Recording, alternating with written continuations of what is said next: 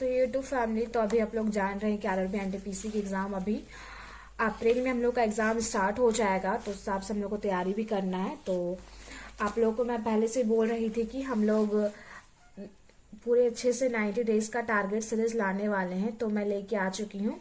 तो हम लोग का 90 डेज का टारगेट सीरीज लाएंगे आरआरबी एनटीपीसी, क्योंकि अप्रैल में देखो तब एग्जाम स्टार्ट हो जाएगा हम लोग का, और कंफर्म है कि एग्जाम अप्रैल में ही होगा।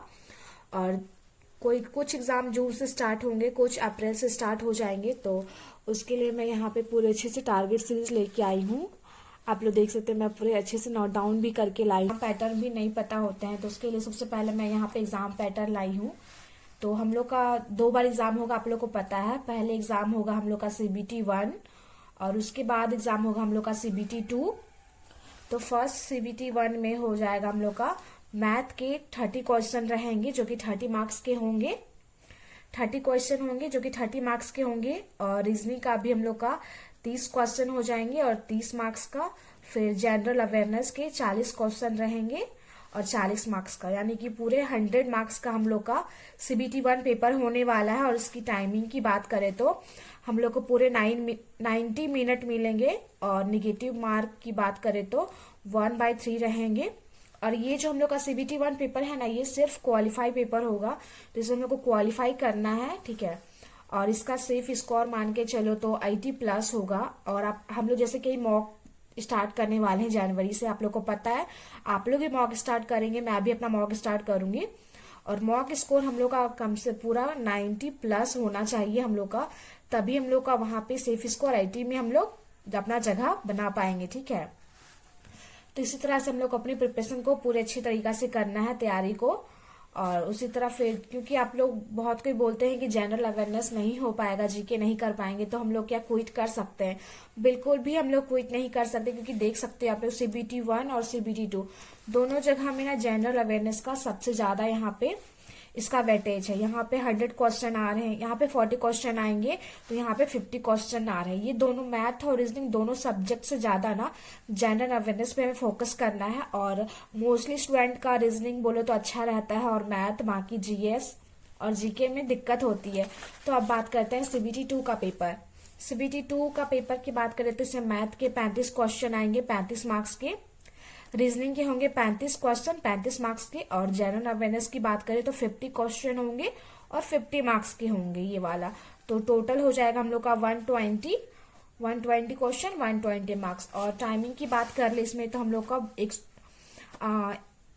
120 मिनट मिलेगा, ओके। और निगेटिव मार्क बोले तो 1/3 रहेगा। और इसका सेफ स्कोर बोले तो इसमें 80 था, बट इसमें 100 होगा, क्योंकि ये 100 का था और ये 120 का है। और मॉक स्कोर बोले तो 110 से हम लोग को ऊपर ही लेके जाना है, कम तो बिल्कुल भी नहीं होना चाहिए। पूरा हम लोग को अच्छे से करना है, और हम लोग मॉक भी अच्छे से लगाते रहेंगे। और बात करें तो बहुत कोई बोलते हैं कि मैम मैथ को कितना टाइम दे, रीजनिंग को कितना टाइम दे, ठीक है, और जीके को कितना टाइम दे। तो सबसे ज्यादा टाइमिंग हम लोग को देना है जीके में। वो सारे कुछ मैं आप लोग को बताऊंगी। जैसे कि आप लोग बोलते हो ना कितना टाइमिंग देना चाहिए और कितना टाइमिंग नहीं देना चाहिए, तो उस हिसाब से बात करें तो मैथ की टाइमिंग की बात करें तो मैथ में हम लोग को कम से कम 4 घंटे तो देने पड़ते हैं। और 3 घंटा हम लोग पूरा का पूरा क्लास करेंगे, और 1 घंटा हम लोग को चाहिए प्रैक्टिस करने के लिए। तो उसको मैं बाद में बताती हूँ, अभी मैं यहाँ पे देखती हूँ। सब लाई हूँ आप लोगों के लिए इम्पोर्टेंट सब्जेक्ट्स, टॉपिक्स, कितने कितने टॉपिक से क्या क्या क्वेश्चन आएंगे, सारे कुछ मैंने नोट डाउन कर रखे हैं। और आप लोग का यहाँ पे किस टॉपिक से कितने कितने क्वेश्चन आएंगे, वो सारा कुछ भी मैं यहाँ पे रखी हूँ लिख के। तो उसी हिसाब से सारा कुछ मैंने लिख के रखी हूँ। तो आप लोग को अभी आ जाते हैं हम लोग सबसे फर्स्ट मैथ पे, कि हम लोग को मैथ में क्या पढ़ना है और कितने दिनों तक पढ़ना है, ठीक है। आरआरबी एनटीपीसी 2024-25 और 90 डेज का हम लोग का रहेगा ये चैलेंज। तो सबसे फर्स्ट आता है हम लोग का परसेंटेज को हम लोग देने वाले हैं 3 दिन। 3 दिन हम लोग को पूरा परसेंटेज को देने हैं, ठीक है। 2 दिन हम लोग इसका क्लास करेंगे और 1 दिन हम लोग इसका प्रैक्टिस करेंगे।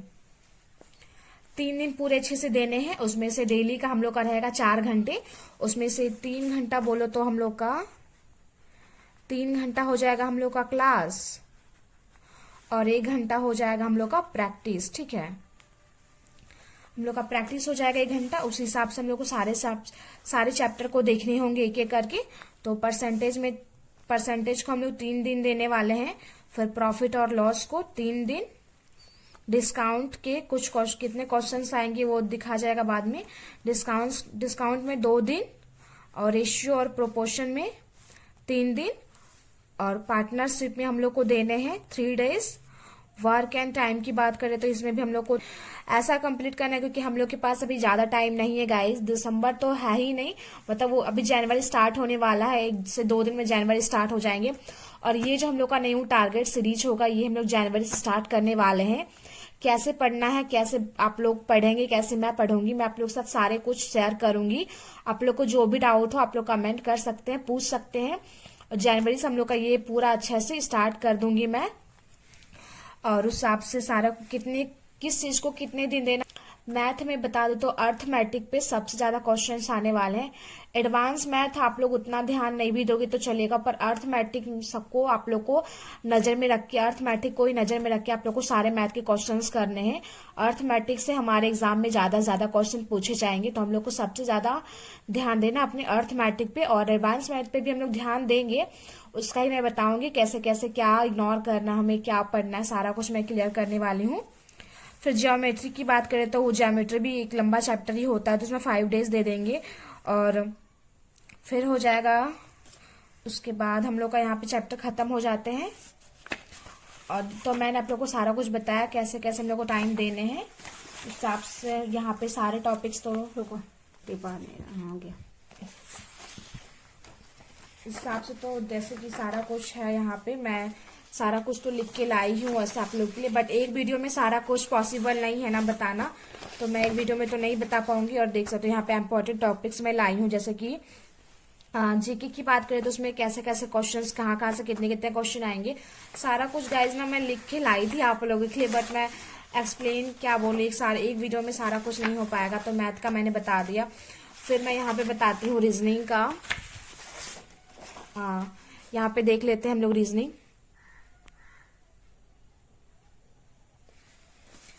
तो अगर मैं एग्जांपल लेती हूँ मैथ का, तो मैथ का मैं एग्जांपल लेती हूँ।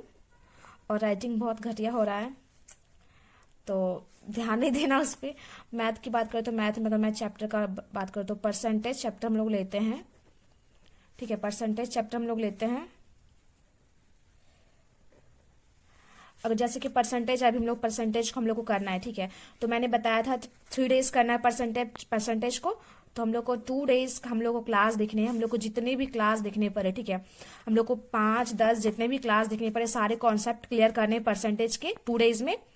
और बचता है 1 डेज, तो 1 डेज हम लोग को करना है प्रैक्टिस। 1 डे हम लोग को करना है प्रैक्टिस, ओके। 1 डे प्रैक्टिस कर लेना है अच्छे से। और इसमें से जितने भी हम लोग को पहले हम लोग को कॉन्सेप्ट क्लियर करना है, फिर 1 डे हम लोग को करना है प्रैक्टिस। और कॉन्सेप्ट जैसे ही क्लियर हो उसके बाद हम लोग को करने हैं PYQ।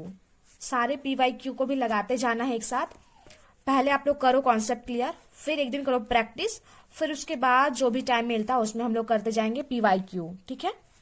इस तरह करके सारे हम लोग को करते जाने हैं। इसी तरह हर सब्जेक्ट को देखो, अगर आप लोग ऐसे पढ़ रहे हो ना, हम लोग को कुछ भी सब्जेक्ट पढ़ना है तो हम लोग को सीक्वेंस में पढ़ना होगा। ऐसा नहीं कि आज ये चैप्टर पढ़ रहे हैं, आज जैसे कि परसेंटेज पढ़ लिया तो कल कुछ और अलग चैप्टर पढ़ लेते हैं, ऐसा नहीं होगा।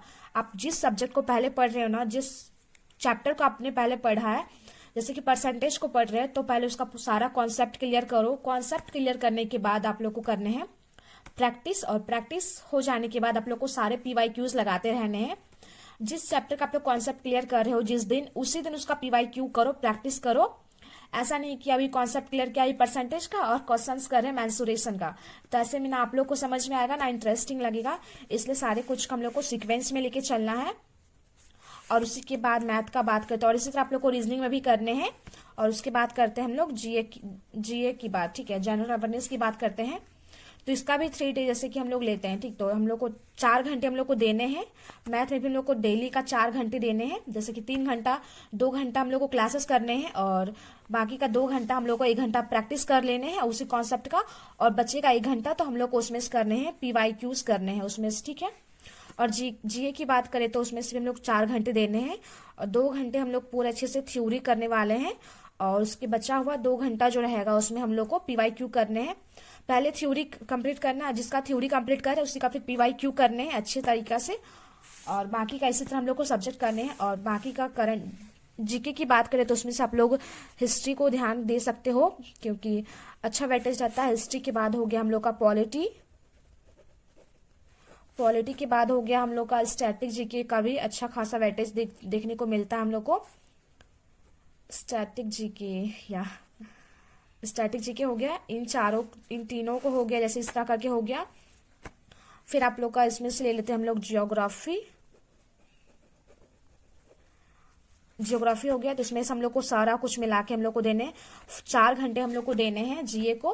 हिसाब से आप लोग को इसका वेटेज जो बोलो ना बहुत अच्छा वेटेज रहता है। और साइंस आप लोग को पता ही होगी रेलवे का फेवरेट रहता है साइंस की बात करें तो साइंस में हम लोग को देने हैं अच्छे खासे टाइम, साइंस को भी देने हैं क्योंकि साइंस से भी बहुत अच्छे खासे क्वेश्चंस पूछे जाते हैं रेलवे में।